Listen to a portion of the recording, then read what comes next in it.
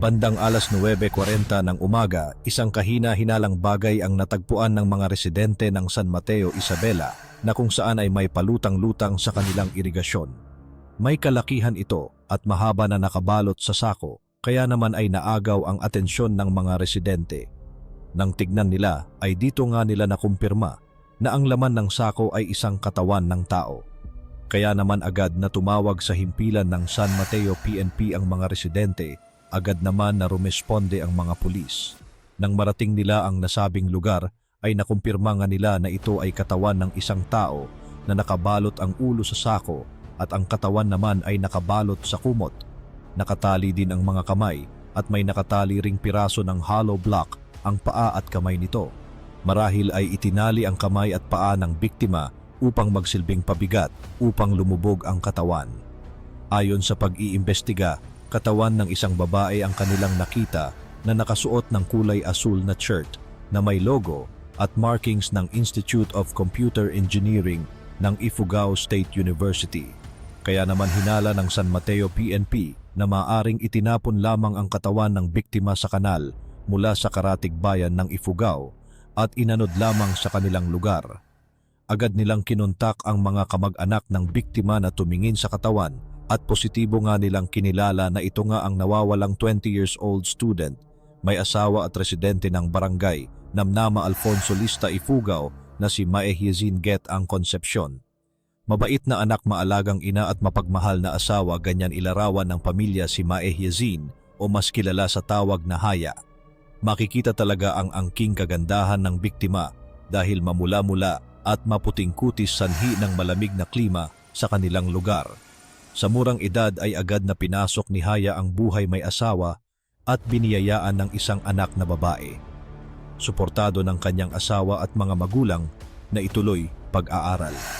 Mataas ang pangarap ni Haya sa buhay, hindi lamang para sa sarili at pamilya, kundi para na rin matulungan niya ang kanyang mga magulang at 7 kapatid.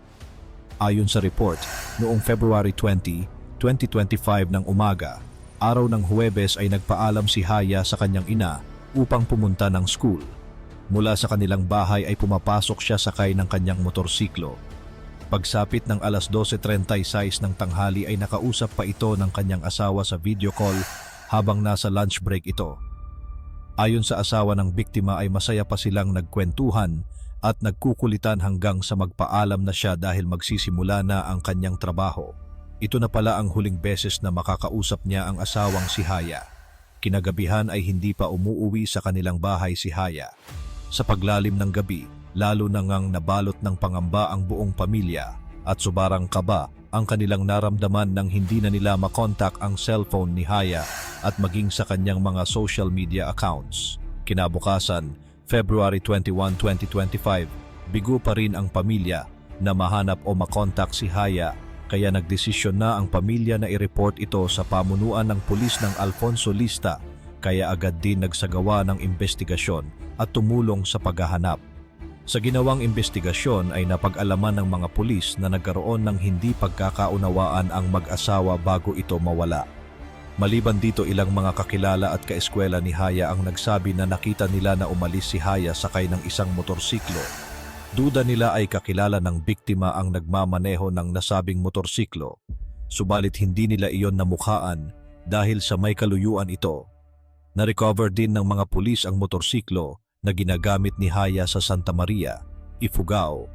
Pero bigo na nakita si Haya, nanawagan na din sa social media ang pamilya sa kung sino ang maaaring nakakita kay Haya.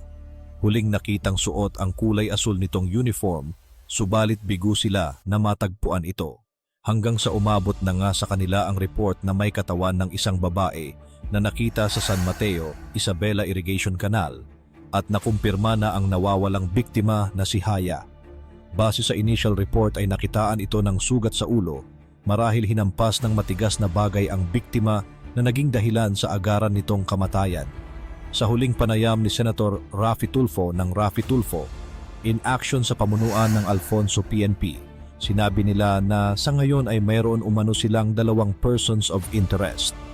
Una, ang lalaki na sumundo sa biktima noong gabi ng February 20, 2025. At ang pangalawa naman Ayon sa kanila ay ang karelasyon ng biktima na dating negosyante. Ayon sa kanila ay nakapanayam nila ang isa sa person of interest pero tumanggi ito na magbigay ng kanyang pahayag at sa halip ay sinabi nito na makipag-usap na lamang sa kanyang abogado. Sa kasalukuyan ay wala pa ring malinaw na inilalabas ang PNP sa kaso ng pagkamatay ni Haya Bagay na lalo pang ang dinaramdam ng pamilya.